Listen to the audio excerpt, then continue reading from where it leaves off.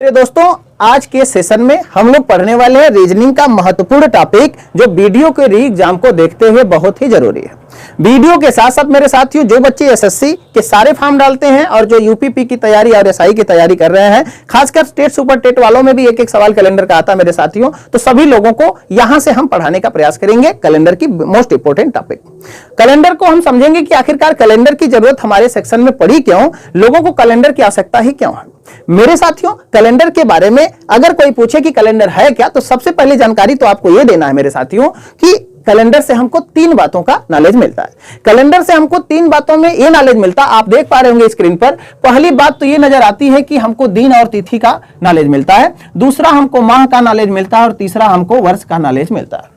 फिर बात आती है कि सर दिन अगर होते हैं तो कौन कौन से होते हैं, तो मैंने आपके बोर्ड पर लिखा हुआ है कि दिन सोमवार, मंगलवार, बुधवार, गुरुवार, शुक्रवार, शनिवार और क्या होते हैं, रविवार होते हैं। जिसमें यहां पर पहले पर सोमवार, दूसरे पर मंगल, तीसरे पर बुध, चौथे पर गुरु, पांचवें पर शुक्र, छठवें पर शनि और सातवें पर रवि होता है। अब ध्यान से बात आप समझिएगा कि सर एक सवाल तो और बनता है ना इस कैलेंडर में। मेरे मित्र, सवाल क्या बनेगा कि कैलेंडर की सबसे छोटी इकाई ज्ञात कीजिए। कैलेंडर की सबसे छोटी इकाई कौन सी होती है, तो सीधा जवाब होगा आपका कि कैलेंडर की जो सबसे छोटी इकाई होती है वो दिन होती है। दिन दे दे तो ठीक है, अगर दिन ना हो तो तिथि लगा लीजिएगा। यहां एरो मार के लिख रहा हूं कि यह कैलेंडर की सबसे क्या है, सबसे छोटी इकाई है। कैलेंडर की सबसे छोटी इकाई है। मेरी बात आप समझ पा रहे हैं? कैलेंडर की सबसे छोटी इकाई कौन सी है? दिन है। आप समझ पाए कि दिन कौन कौन से होते हैं, आप समझ पाए कि दिनों का कोड क्या होता है, आप समझ पाए कि सवाल कैसे बनेगा। दिन पर यह बनेगा कि कैलेंडर की सबसे छोटी इकाई कौन सी है, तो आपका जवाब होगा कि दिन होगा। आगे बढ़ते हैं मेरे साथियों। अब बात आती है कि सर माह कौन कौन से होते हैं। मेरे मित्र, जो माह होती है, माह तीन प्रकार के होते हैं। माह तीन प्रकार के होते हैं, जबकि ऐसे एरो आपको अच्छा नहीं लगेगा, मैं एरो को इस तरीके से डिस्प्ले करना चाह रहा हूं। ध्यान दीजिएगा, बेसिक क्लास है जिसको जानना बहुत जरूरी है, पीछे मत हटिएगा। आपको गारंटी है कि आज के बाद कैलेंडर में कोई डाउट नहीं रहेगा। माह तीन टाइप के होते हैं मेरे साथियों, ध्यान से बात समझिएगा। माह एक होता है 30 दिन वाला, एक माह होता है 31 दिन वाला और एक माह होता है 28 दिन या 29 दिन वाला। अब आप बोलेंगे गुरुजी 30 दिन वाला कौन कौन सा होता है। 30 दिन में एक होता अप्रैल मेरे साथियों, एक होता आपका जून होता है, एक आपका होता है सितंबर मेरे साथियों, एक आपका क्या होता है, सितंबर होता है, और एक आपका क्या होता है, नवंबर होता है। आप बोलेंगे गुरुजी 4 माह तो 30 दिन वाले हो गए, लेकिन आप ये बताइए कि 28 और 29 दिन वाला क्या होता है। तो फरवरी होती है मेरे साथियों, यानी फरवरी होती है। क्या होती है? फरवरी होती है। इस बात को समझिएगा। 28 की फरवरी कब होती है? साधारण साल में होती है, साधारण वर्ष में होती है। इतना खाली समझ लीजिएगा कि साधारण साल में होती है। अब मैं बताऊंगा, अभी वर्षों का डिफिनेशन दूंगा तो वर्षों में बताऊंगा कि साधारण क्या होता है और लीप क्या होता है। ठीक है। 29 की फरवरी होती है मेरे साथियों लीप वर्ष में। 29 की फरवरी किस में होती है? लीप वर्ष में होती है। ये बात समझ पाए आप? बाकी के जो शेष हैं, यानी बाकी के जो शेष हैं, बाकी शेष कितने दिन के महीने होते हैं, तो आप समझ पा रहे होंगे कि बाकी शेष सर यहां पर 31 दिन के महीने होते हैं। आपने महीने के बारे में जानकारी ले लिया, आपने ये जानकारी ले लिया कि सर 30 दिन वाले 4 होते हैं, अप्रैल, जून, सितंबर, नवंबर, और सर 31 दिन वाले फरवरी को छोड़ करके बाकी सब क्या होते हैं, 31 दिन वाले महीने होते हैं। फरवरी सर 28 की कब होगी? जब साधारण वर्ष होगा। अब फरवरी 29 की कब होगी? जब लीप वर्ष होगा। बात आती है कि सर साधारण वर्ष और लीप वर्ष होता क्या है। मेरे मित्रों, अब वर्षों का डिफिनेशन मैं देने जा रहा हूं, तब आप समझ पाएंगे। मुझे उम्मीद है कि आप इतनी बातें समझ पाए होंगे, तो इसका स्क्रीनशॉट ले लीजिए, क्योंकि बोर्ड है, इसको इरेज करके मैं दूसरा क्लासिफिकेशन लिखना पड़ेगा। ठीक है, अभी चलने दीजिए क्लास को। ठीक है, लगातार क्लास चलेगी। ठीक है, तो आप क्या करेंगे, हम इसको आप स्क्रीनशॉट ले लीजिए, इसको हम मिटा देते हैं। ध्यान दीजिएगा, पूरा मेहनत से, पूरा एनर्जी के साथ सारी चीजों को समझना है और मेहनत से चीजों को पढ़ना है। एक एक बात पढ़ा के जाऊंगा मेरे साथियों। अब आप समझ पाएंगे कि रीजनिंग होती क्या है। क्या रीजनिंग में सर हम 16 तरीके वाले सवालों को हम 18 तरीके में लगाते। अरे यार, समझ इतना नहीं है कि 18 से 20 तरीके लगाने से क्या फायदा, जब एक भी तरीका का सवाल नहीं आएगा आपका। आप ऐसे सवाल पढ़ाइए जो भाई साहब एग्जाम में आते हैं। अपने मुंह से मिट्ठू बनने से कोई फायदा नहीं होता है। जो मेहनत करता है उस मेहनत को परमेश्वर जानता है, बाकी बच्चे जानते हैं। अपने मुंह से हम आप क्या कहें कि कौन क्या करता है। अपने मुंह से अपनी बुराई हम क्यों करें। लोगों को तो खाली सफलता नजर आती है, असफल व्यक्ति की वैसे भी कोई नहीं मानता है। तो आज की फितरत यही है मेरे साथियों, अपने मुंह से अपनी बुराई मत करिए।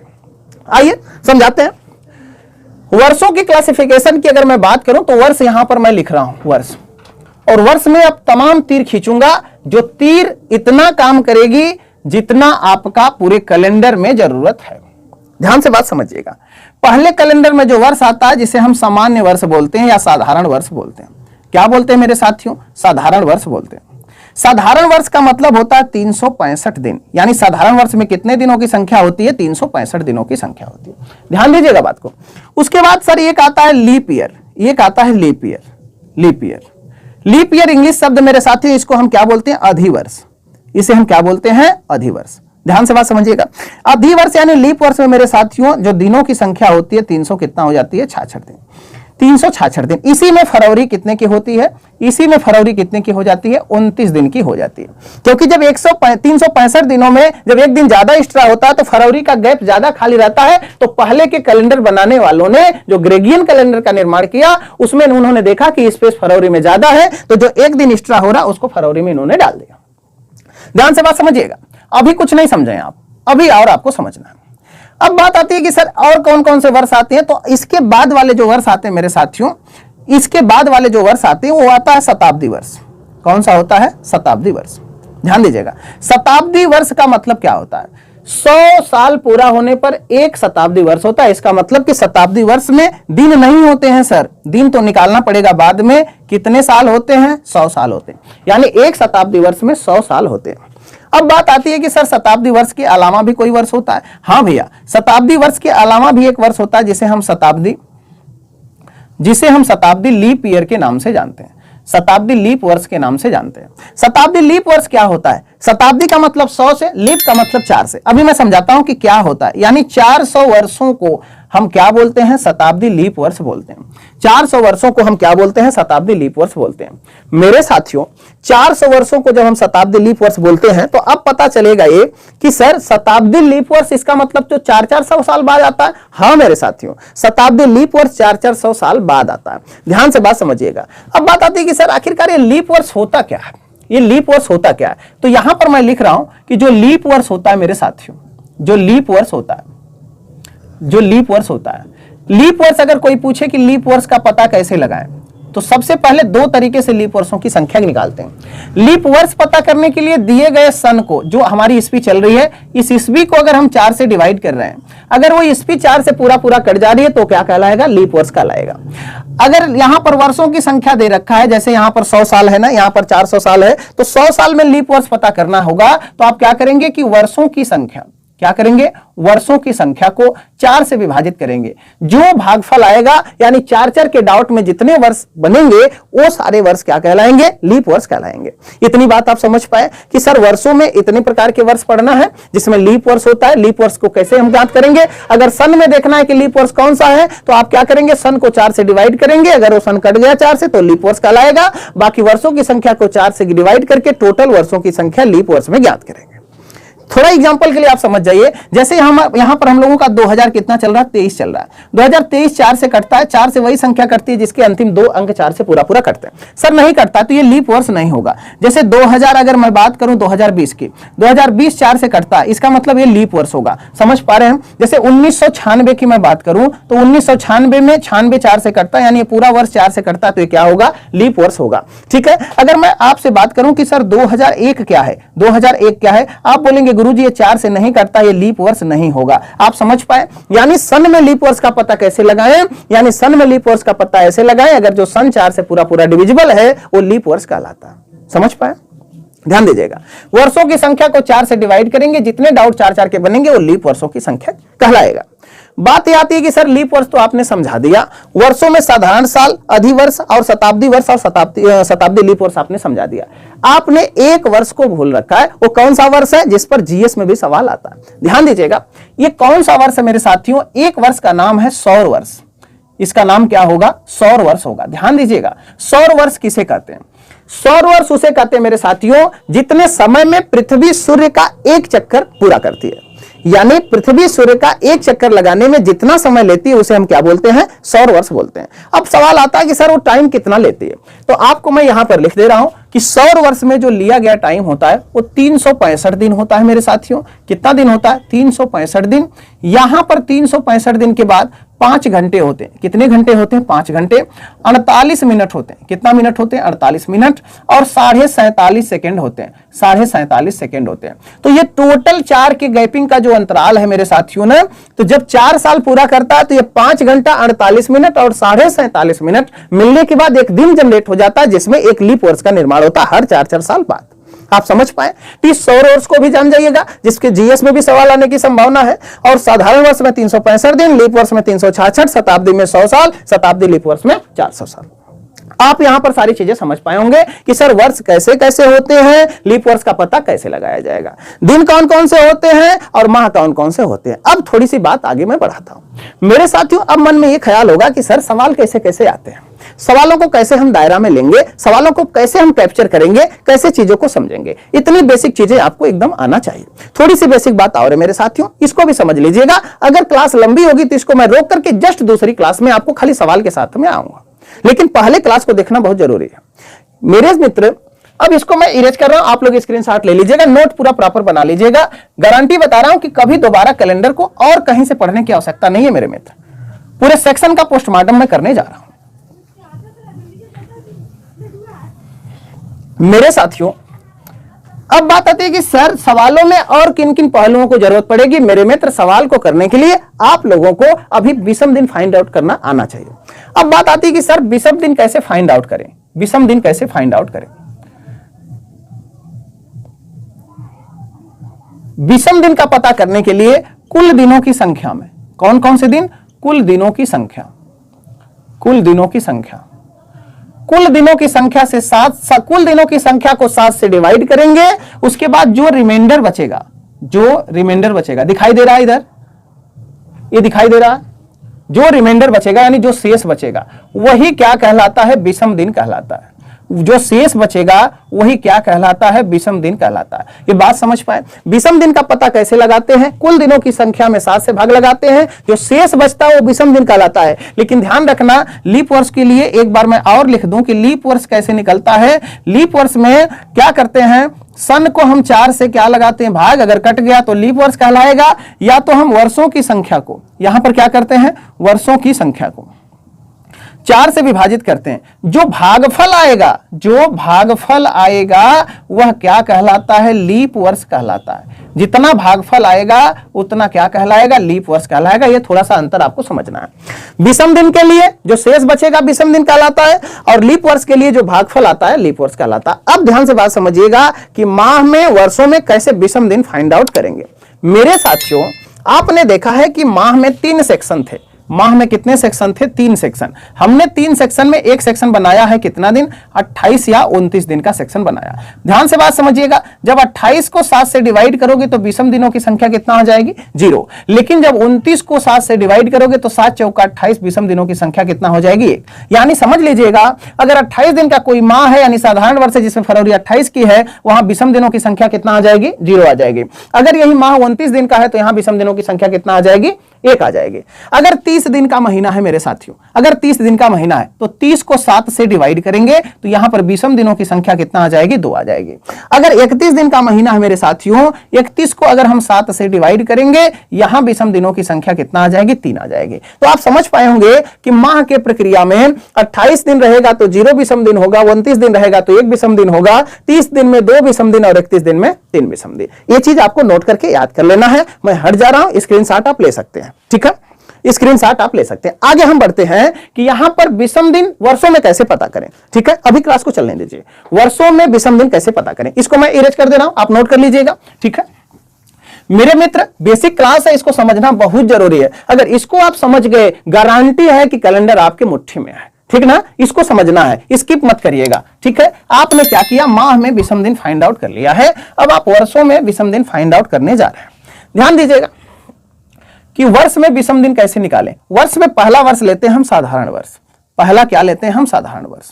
साधारण वर्ष में मेरे साथियों आपने लिखा है कि 365 दिन होते हैं। 365 को 7 से डिवाइड करोगे, विषम दिन कितने आ जाएंगे, 7 × 5 = 35, 7 × 2 = 14, यानी 365 दिन में विषम दिन कितने होते हैं, 1। यानी साधारण साल होगा तो विषम दिन कितना हो जाएगा, 1 हो जाएगा। अब यहां पर दूसरा क्या आता है, अधिवर्ष। अधिवर्ष का मतलब लीप वर्ष। अधिवर्ष का मतलब क्या होता है? लीप वर्ष। लीप वर्ष में 366 दिन होते हैं। 366 को 7 से डिवाइड करोगे, 65 को 7 से डिवाइड किए तो 1 आया, तो 66 को डिवाइड करोगे तो 2 आ जाएगा। यानी कह सकते हो कि लीप वर्ष में विषम दिनों की संख्या 2 होती है। ध्यान से बात आप समझना। अब यहां पर आता है कि सर शताब्दी वर्ष में कैसे निकालें, शताब्दी वर्ष में कैसे निकालें, यही खेल समझना आपको। शताब्दी वर्ष में कितने वर्ष होते हैं? 100 साल होते हैं। आप बोलेंगे गुरुजी अगर दिन होता तो हम 7 से डिवाइड कर लेते, लेकिन सर यहां पर तो साल है, यानी 100 साल है। 100 साल को कैसे करेंगे कि दिन बन जाए? आपको मैं समझाता हूं। मैंने आपको बताया मेरे साथियों कि इसी खेल को समझना आपको ज्यादा जरूरी है। मैंने बताया कि लीप वर्ष का पता लगाने के लिए वर्षों की संख्या में 4 से भाग लगाएंगे, जो भागफल आएगा लीप वर्ष का लाएगा। आप बोलेंगे गुरुजी तब इसका मतलब तो यह है कि 100 में किससे भाग लगाएं? आप 4 से। यहां पर टोटल कितना आ जाएगा? 25। तो क्या 25 लीप वर्ष होगा? इसको समझना है मेरे साथियों। 100 साल में ये 2 टर्म निकालना पड़ेगा कि 100 साल में साधारण वर्ष कितने थे, 100 साल में साधारण वर्ष कितने थे और 100 साल में लीप वर्ष कितने थे। ये दिखाई दे रहा है, ये दिखाई दे रहा है छोटू। साधारण साल कितने होंगे और कितना होगा? लीप कितना होगा? तो आप बोलेंगे कि सर 100 साल में जब लीप पता किए आप तो 25 वर्ष लीप आ गया, तो 25 तो लीप वर्ष आ गया, इसका मतलब साधारण 75 साल होगा। लेकिन मेरे साथियों ये ठीक नहीं है, गलत है। इसको आपको समझना होगा। ध्यान से बात समझना। जब 4 के बाद 8 के बाद 12 के बाद 16 के बाद 20 24 26 20 24 28 32 करके जब जाओगे आप, तो लास्ट में जब 24वां टर्म आएगा 4-4 साल के गए पर 96 साल तक पहुंच जाओगे आप। बात यह है मेरे साथियों कि जब 96 साल तक आप पहुंच जाओगे, 96 से जैसे ही 4 साल और क्रॉस करोगे तो ये 100वां साल आ जाएगा। 100वां साल जब आ जाएगा तो इस लीप वर्ष का नाम बदल करके मेरे साथियों शताब्दी वर्ष रख दिया जाता है। इसीलिए ग्रेगियन कैलेंडर में बाकी कैलेंडर का थ्योरम देने वाले जितने लोग थे उन लोगों ने क्या किया कि एक लीप वर्ष को उस वाले श्रेणी से हटा दिया। यानी होना चाहिए था 25, लेकिन हकीकत में कितने होते हैं? 24 होते हैं। क्यों? क्योंकि जो 100वां साल है उसका नाम लीप वर्ष के कैटेगरी से हटा करके शताब्दी वर्ष रख दिया गया। एक डाउट है जिसको आप समझ पाए होंगे, ठीक ना? तो आप क्या करेंगे कि सर लीप वर्ष कितने हो जाएंगे? लीप वर्ष हो जाएंगे यहां पर 24, तो 100 में 24 लीप वर्ष है, तो साधारण साल कितने हो जाएंगे? 76। बात आती है कि गुरुजी आपने तो बताया कि एक साधारण साल में 1 विषम दिन होते हैं, तो 76 में 1 विषम दिन के हिसाब से कितने होंगे? 76 विषम दिन होंगे। एक लीप वर्ष में 2 विषम दिन होते हैं, तो यहां पर 2 से गुणा कर देंगे तो टोटल कितने विषम दिन आ जाएंगे? 48। यानी अब मैं ये कह पाऊंगा कि पूरे 100 साल में 76 प्लस 48 यानी कितने विषम दिन होंगे? 124। बात समझ पा रहे हैं? लेकिन सर 124 नहीं होंगे, 124 नहीं होंगे। यहां पर सर 7 से डिवाइड करके फाइनल विषम दिन निकालना होगा। जब 124 को 7 से डिवाइड करोगे आप, तो आप ध्यान से बात समझिएगा। 7 कम 7 5 54, इसका मतलब कि 7 7 49, यहां बचेगा कितना? 5। यानी अब ये कह पाओगे कि सर अब तो क्लियर हुआ कि एक शताब्दी वर्ष में कितने विषम दिन होते हैं? 5 विषम दिन। ये चीज को बहुत जेन्युइन समझना है मेरे साथियों। वीडियो को पुश कर करके बार बार देखना, तब आप अच्छे से थीम समझ पाएंगे। पढ़ाने के लिए तो खूब बड़बड़ाने वाले हैं, लेकिन कौन क्या पढ़ाता वो तो आप समझते हैं और हम समझते हैं। देखिएगा आपने क्या किया, 100 साल में पता किया कि सर साधारण साल 76 और लीप वर्ष 24। अब सर विषम दिन कैसे निकालेंगे? क्योंकि आपने बताया कि एक साधारण साल में 1 होता है, तो 76 एकम 76 दिन। एक लीप वर्ष में 2 विषम दिन होता है, तो 24 दूना कितना? 48 दिन। टोटल विषम दिनों की संख्या 124। 124 को 7 से भाग लगाए तो यहां पर विषम दिनों की संख्या कितना आ गई? 5। ध्यान दीजिएगा, एक लेयर की और जरूरत पड़ेगी। आपने निकाला कि सर एक शताब्दी वर्ष यानी 100 वर्ष में 100 वर्ष में कितने विषम दिन होते हैं? 5 विषम दिन होते हैं। 100 साल में कितने विषम दिन होते हैं? 5 विषम दिन होते हैं। अब बात आती है कि सर 200 साल में 200 साल में कितने विषम दिन होंगे? आप बोलेंगे सर जब 100 साल में 5 हो रहे हैं तो 200 साल में 10 होंगे। हकीकत में 10 होंगे मेरे साथियों, लेकिन 10 7 से बड़ा है, तो जब 10 आ जाएगा तो 7 से डिवाइड कर दीजिएगा, तो ओरिजिनल में कितने विषम दिन हो जाएंगे? 3 विषम दिन हो जाएंगे। बात समझ पा रहे हैं आप?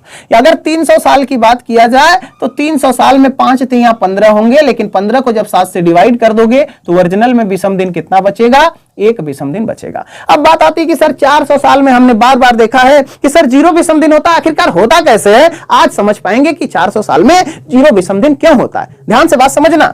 जब इस थ्योरम से चलोगे तो 400 साल में यहां पर थ्योरम से विषम दिनों की संख्या कितना आ जाएगी? 20। क्योंकि 100 साल में 5 है, तो 100 चौका 400 और 5 चौका कितने? 20। लेकिन सर ये 400 साल शताब्दी तो है ही, लेकिन ये शताब्दी के बाद इसका नाम बदल जाता है कि शताब्दी लीप वर्ष है। आपको पता है कि साधारण साल से लीप वर्ष की संख्या एक ज्यादा होती है, तो शताब्दी तो था ही, लेकिन लीप वर्ष हो गया, यानी शताब्दी लीप वर्ष हो गया 400 साल, तो सर लीप वर्ष में एक दिन और एडवांस बढ़ जाता है, तो 20 की जगह अब कितने दिन हो जाते हैं, एक दिन बढ़ जाता है, तो टोटल कितने हो जाते हैं 21। 21 को 7 से डिवाइड करोगे, पूरा भाग चली जाएगी, तो यहां पर 400 साल में मेरे साथियों कितने विषम दिन हो जाएंगे, 400 साल में आप समझ पा रहे होंगे कि 0 विषम दिन हो जाएंगे। मेरे मित्र, जो भी क्लास आज की बेसिक है, मुझे उम्मीद है कि आपको बहुत अच्छा एंजॉय आया होगा। ज्यादा क्लास लंबी हो जाएगी, हम लोग यहीं पर रुकते हैं। इसके जस्ट दूसरी क्लास को जरूर एंजॉय करिएगा, लेकिन इस क्लास को जो नहीं देखेगा वो एंजॉय नहीं कर पाएगा। ध्यान दीजिएगा, इस क्लास में पूरे चैप्टर का मैंने पोस्टमार्टम किया है। अगले क्लास में खाली सवाल के साथ मैं आऊंगा कि वीडियो में कैसे सवाल आएंगे, यूपीएसआई में कैसे सवाल आएंगे, उसके बाद पुलिस में कैसे सवाल आएंगे, एसएससी सीएचएसएल, सीजीएल, एमटीएस में, सीपीओ में कैसे सवाल आएंगे। बस आज के दिन इतना ही। आप व्यस्त रहिए, मस्त रहिए, लगातार जम के तैयारी करते रहिए। आज बस इतना ही मेरे साथियों। कैसा सेशन लगा कमेंट बॉक्स में जरूर बताइएगा। अगले सेशन के साथ इसी उत्साह उमंग में मैं फिर मुलाकात करूंगा। तब तक अपना ख्याल रखिए। नमस्कार।